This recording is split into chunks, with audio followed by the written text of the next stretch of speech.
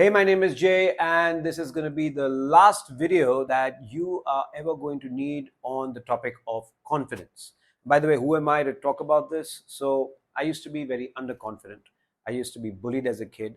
In my 20s, I stuck to the same job for over 12 years. So, I started when I was 17 and I left when I was 29.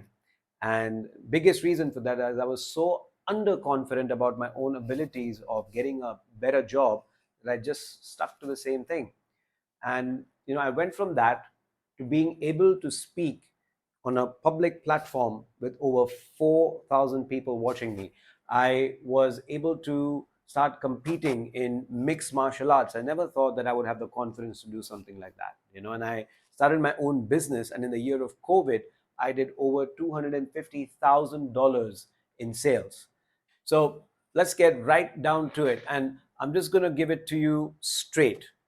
I just believe that the word confidence is all wrong. I was sitting for coffee one day with a multi-millionaire, and we were just chatting. We were talking about confidence, and he said something really interesting to me. He said that, Jay, do you know where the word confidence comes from? I said, no, I don't know where it comes from. He said the word confidence comes from the word con, which is kind of crazy. And I looked into it, and he was right. And the second half of the word, fidence, actually comes from the word fidelity, which means yourself. So it's kind of like you're conning yourself. And if you look at a lot of stuff out there today, when it comes to confidence, you fake it till you make it. It's all about, fooling yourself, conning yourself to believe something that you don't really believe. And I just think that that's all wrong. So here I am, right, in my 20s. I'm trying to be more confident. And the thing is, the more I tried, the worse it would get. And I realized that the more I try to be confident, doesn't it really mean that I am not actually confident at all? So think about it. The more you try to get something, the more you're telling yourself that you don't have it. And so I just think that this whole idea of confidence, the way that people understand it today in our modern world, is probably the reason why we never feel confident in the first place. And by the way, confidence is also contextual, right? So I may be confident about my career, I may not be confident with women, or I may be really confident with women, but I've got no confidence with money. Because confidence is not like a single quality that you develop. It's not that at all.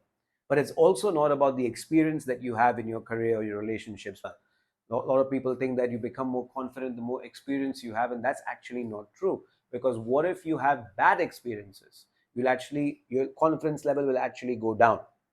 So I don't think confidence has anything to do with experience. Here's what I decided to do instead. I started looking at what other confident people are like. And have you noticed that it's almost as if the confident people that they know that they're going to be successful? It's bizarre, but it's like they know. Look at a guy who's extremely confident with women. When he goes and talks to somebody, when he talks to a woman, it's almost as if he knows that she's going to say yes, or she's going to find him attractive, or he's coming from an assumption that he's already won. Now, some people will still argue with me, Jay, that's because he's probably approached 100 women. And I get why people might believe that. Like, I know somebody who started doing sales calls, a lot of sales calls, right? So in a period of like 1 month, she did more sales calls than she had ever done in her life. She even got business. She even was successful. She made more money than she had ever done before. However, the experiences that she had when she got rejected, the inner experience that she had, how she perceived that rejection, pretty much killed all her desire to do sales. And so what ended up happening was that now when you speak to her, even though she's got a great track record in sales, her confidence has gone low. And now because her confidence is low, when she tries to do sales now, it never really works as well as it could, because the experiences were bad. So think about your own life. Think about where you've had bad experiences. And now, because of those bad experiences, your confidence is low. So experience can actually completely screw up your confidence. What do you do now? Let me ask you something. What if you already knew that you would be successful? So hold on. I know that this sounds really weird, but what if you already believed and you knew that you could do something? Would you behave a bit differently? Would you think differently? Would you feel differently? Let's say you decided you want to start a business, and then you start facing challenges. Now, imagine two versions of you. One version of you that has no confidence, is not sure that they're going to be successful or not, whereas another version of you that knows, like knows it's going to work, knows it's going to be successful. Are these two people going to behave differently? Think about it. And you're probably thinking, Jay, come on. How do I know something that I have no proof for that has not happened? Well, let me say this. Do you believe in God? Do you believe in the universe? Do you believe in some higher power? If so, what is that belief called? You've not seen God, or maybe some of you have, but by and large, most people haven't, right? I haven't. You don't know what's out there in the universe. Most of you have definitely not left this planet. You don't know, right? You don't know if the universe is sentient or universe has a energy. But I believe that the universe has power, that there is a higher power in the universe. I just do. I'm sure you've got some beliefs that you can't prove. For example, even if you don't believe in God or in the higher universe, you believe that tomorrow when you wake up, you're not going to suddenly float into space, right? That there's gravity that's going to hold you on this planet. You have no way of knowing that tomorrow the gravity is still going to be there, or you have no idea, but you believe. And so there's this element of faith that the sun is going to rise up tomorrow. You have faith, right? That all of these things exist and they will be there when you close your eyes and when you open them back up. There's no way for you to know, but you have faith. So all of us know how to use faith. The problem is that we don't exercise faith when it comes to ourselves.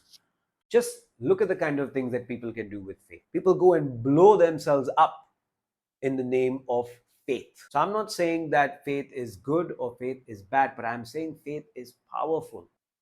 And when people lose faith, people lose their power.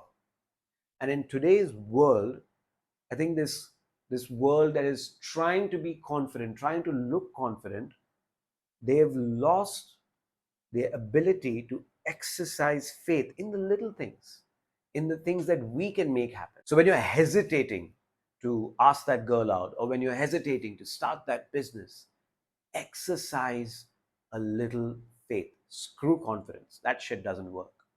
But faith works. We've got lots of evidence for that.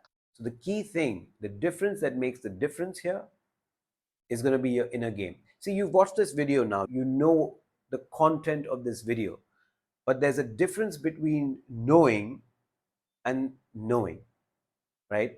Believing. Because it's tough. I understand, by the way, because I struggle with this still in some areas of my life. I don't have 100% faith in everything. Sorry, I don't.